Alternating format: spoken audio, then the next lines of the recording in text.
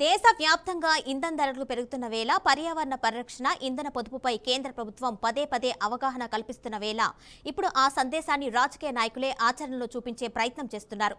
ప్రధాని నరేంద్ర మోదీ తరచూ చెప్పే ఇంధన పొదుపు దేశ సేవతో సమానమనే సందేశాన్ని ఇప్పుడు ఆంధ్రప్రదేశ్లో కూటమి నేతలు అమలు చేయడం ఆసక్తికరంగా మారింది. ఏపీ రాష్ట్ర వ్యాప్తంగా పలువురు కూటమి నేతలు తమ దైనందిన రాజకీయ పరిపాలనా కార్యక్రమాలకు వెళ్లేందుకు కార్ల వినియోగాన్ని తగ్గిస్తూ ఎలక్ట్రిక్ స్కూటీలు, సైకిళ్లు, కొన్ని చోట్ల కాలినడకనే ఆశ్రయిస్తున్నారు. ఒకప్పుడు భారీ కాన్వాయ్లు, లగ్జరీ కార్లు, డజన్ల కొద్దీ వాహనాలతో తిరిగే రాజకీయ నాయకులు ఇప్పుడు సాధారణ ప్రజల మాదిరిగా ప్రయాణించడం ప్రజల్లో చర్చనీయాంశంగా మారింది. ముఖ్యంగా పెరుగుతున్న పెట్రోల్, డీజిల్ వినియోగాన్ని తగ్గించేందుకు ప్రజా రవాణా వాహనాలను ఎక్కువగా ఉపయోగించాలని పార్టీ నాయకత్వం సూచిస్తున్నట్లుగా సమాచారం. ఇది కేవలం ఇంధన పొదుపు కార్యక్రమే కాదు, నాయకులు చెప్పడమే కాదు, చేసి చూపించాలి అనే సందేశంగా కూడా ప్రచారం సాగుతుంది. ఇక పర్యావరణ పరిరక్షణ, ఖర్చుల నియంత్రణ, సాధారణ జీవనశైలి, ప్రజలకు దగ్గరగా ఉండే రాజకీయ ఇమేజ్, ఇలా అనేక కోణాల్లో ఈ చర్య ఇప్పుడు ఆసక్తికర చర్చకు దారితీస్తుంది.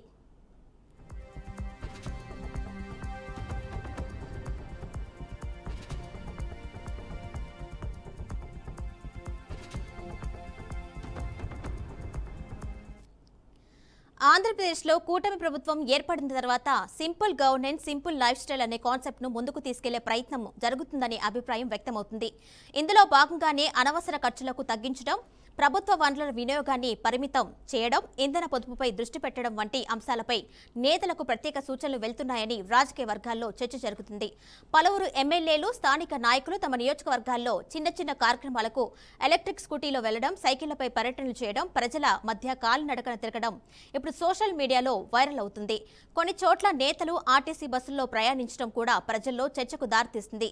ఈ చర్యల ద్వారా ఒకవైపు ఇంధన వినియోగాన్ని తగ్గించవచ్చు అని, మరోవైపు నాయకులు నేరుగా ప్రజలతో కలిసే అవకాశం పెరుగుతుందని కూటమి వర్గాలు భావిస్తున్నాయి. ప్రత్యేకించి ట్రాఫిక్ సమస్యలు పెరుగుతున్న నగరాల్లో చిన్న దూరాలకు కార్ల వినియోగం తగ్గించాలని అవగాహన కల్పించే ప్రయత్నం కూడా జరుగుతుంది. మరోవైపు ఎలక్ట్రిక్ వాహనాల వినియోగాన్ని ప్రోత్సహించడం, భవిష్యత్తులో గ్రీన్ ఎనర్జీ వైపు రాష్ట్రాన్ని తీసుకెళ్లాలనే సంకేతాన్ని కూడా ప్రభుత్వం ఇస్తుందని విశ్లేషకులు చెబుతున్నారు. ఇది కేవలం రాజకీయ ప్రచారం మాత్రమే కాకుండా భవిష్యత్తు జీవనశైలిలో మార్పునకు సంకేతంగా కూడా కనిపిస్తుందని అభిప్రాయాలు వ్యక్తమవుతున్నాయి.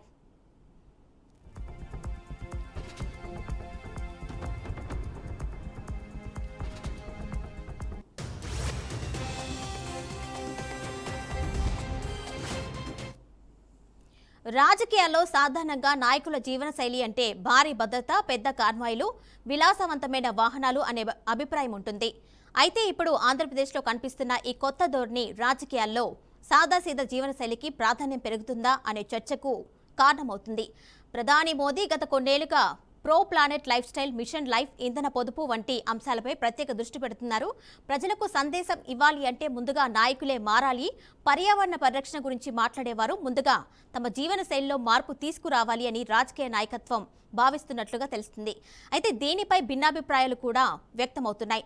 కొంతమంది దీన్ని నిజమైన అవగాహన కార్యక్రమంగా చూస్తూ ఉంటే, మరికొందరు మాత్రం ఇది రాజకీయ ఇమేజ్ బిల్డింగ్లో భాగమని విమర్శిస్తున్నారు.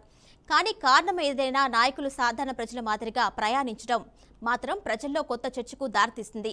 ముఖ్యంగా యువతలో ఎలక్ట్రిక్ వాహనాలు, సైక్లింగ్, పబ్లిక్ ట్రాన్స్పోర్ట్ వినియోగంపై అవగాహన పెరగడానికి ఇలాంటి చర్యలు ఉపయోగపడవచ్చని నిపుణులు అభిప్రాయపడుతున్నారు.